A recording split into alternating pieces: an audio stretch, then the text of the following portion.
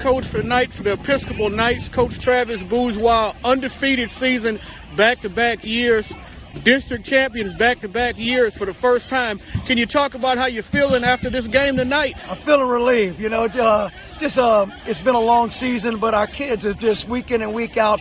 They've answered the challenge.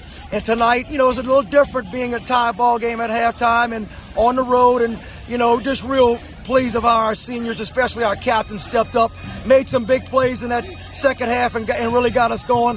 And our defense, just the ability to create turnovers, and that's something they've been getting better week in and week out. And you want to be playing good football week 10, and we're getting to that point that we're pretty confident, and we're excited about the playoffs. Excited to hopefully get a bye next week and get some guys healthy. But just speaks volumes of our seniors, 2 years in a row undefeated, and not just letting last year die. A lot of talk was that Episcopal was going to kind of get back to normalcy after losing that big senior class. But our kids took a lot of heart in that and a lot of pride in it. They worked their tails off, and I'm just so happy for those guys to have it all come to an end on week 10. Can you talk about the 0-0 first half? You start off the second half, first play, 80-plus yard kickoff return. But first of all, we knew Port Allen was going to be a tremendous challenge. You can't judge a score. We knew last week versus Dunham, that wasn't the Port Allen that we've seen on film. So our kids, we told them all week that you're going to be in some situations you hadn't been in a while.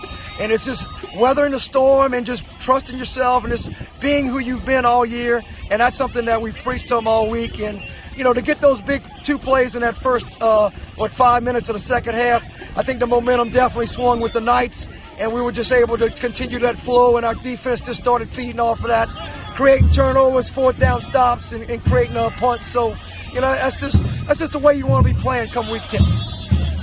Coach, special teams seem to be really on point tonight. Not just the return itself, but your punt unit there. Was that kind of a focus coming in, or just something that kind of grew over the season? Well, that's David Cressall. He doesn't lead the area in stats, but he's got probably 10 balls inside the 20-yard this year. So it's a credit to him for positioning that ball and pinning those guys back. Because in high school, we all know it's tough to drive 90 yards, but I thought our kickoff coverage is something we've been working on. We want to be able to kick the ball so teams have to drive 80 yards, 75 yards. So I'm real pleased of where they're going. But special teams, we all know when it's a tight ball game, it's going to come down to special teams and field position.